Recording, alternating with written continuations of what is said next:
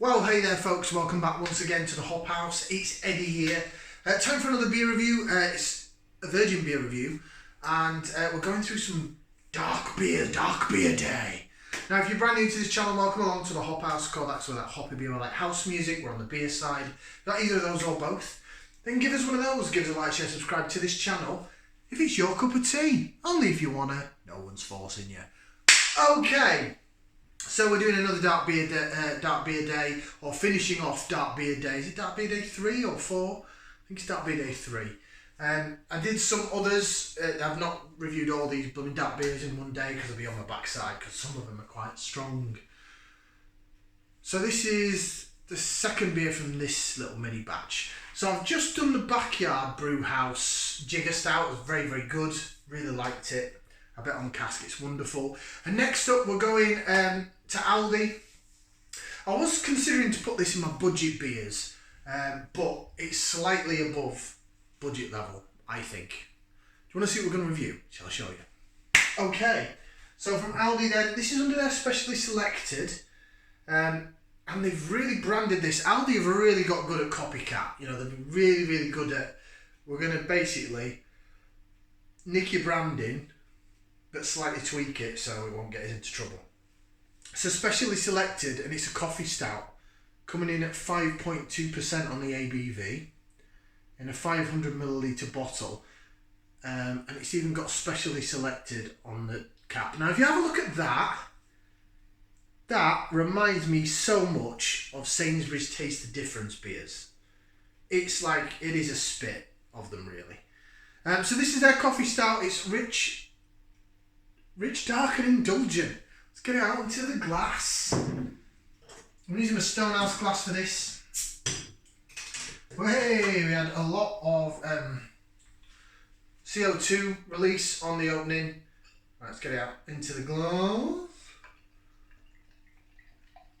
Gonna do it to there. Right. So, I can smell the espresso from here. Christ alive. Wow, I can, and I love coffee. I absolutely love it. I drink a lot of. I've got a lot of ground coffee. I've got a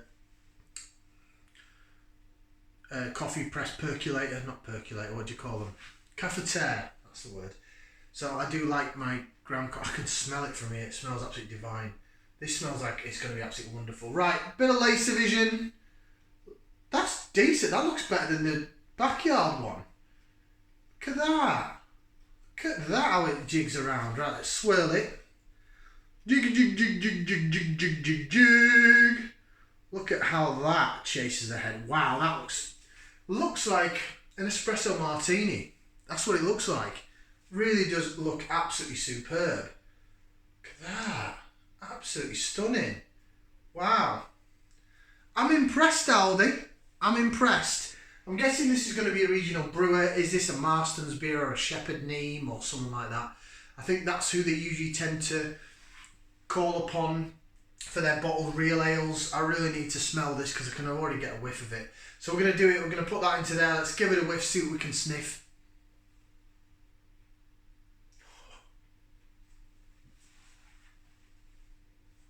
It smells like brewed coffee. Maybe some vanilla in it. Like a slightly sweet. Tell you what it reminds me of. There used to be a restaurant I went to in Leeds years ago. It's shut down now. It was pre-Wagamama. If you've ever been to Wagamama, they do a lot of oriental dishes, you know, like Japanese food, Thai, Malaysian, Indonesian. That's what this restaurant did. It used to be called Tampopo. And there used to be one in Leeds, used to be 2 in Manchester, I think 1 in Bristol. It predated Wagamama. Wagamama became a big chain. Tampopo shut down, unfortunately. It was one of my favourite places to eat in Leeds. Absolutely loved it when I lived up Yorkshire. And there was a few of us, some of my friends that I used to work with, we used to go, shall we go for a Tampopo date? You know, and we'd go and have food there. But afterwards, I did Vietnamese coffee. And it came in like a little mini percolator thing at the bottom. But it was with condensed milk. So then it was really quite sweet. And so that's what I'm getting from the smell. That's the point I'm getting to here. I know I went around the houses. I do it a lot. I'm really sorry. I can't help it. So this smells a bit like the condensed milk element of it. Quite sweet. vanilla caramel, but you're definitely getting coffee vibes, like espresso coffee, and then vanilla and caramel. I'm really excited. I've got to try it. So bottoms up, down the hatch.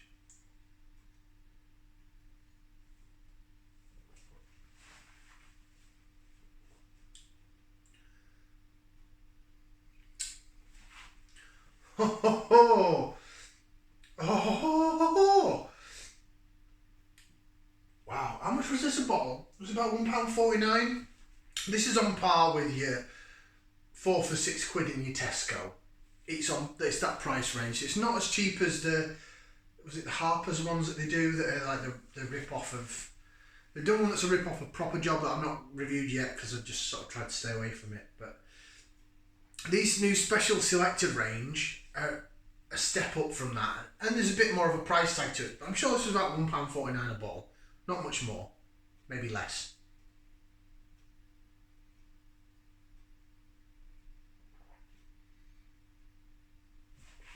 I think I might have found a new favourite supermarket stout. What a beer!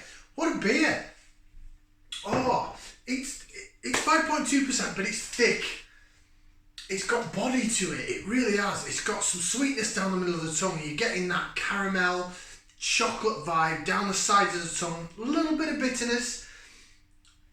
It matches it. It meets up with it in the middle and then at the back of the palate. It's quite peppery. It's peppery and spicy. What a beer! Oh my word, what a beer! That is absolutely divine. Let me get the rest out into the glass.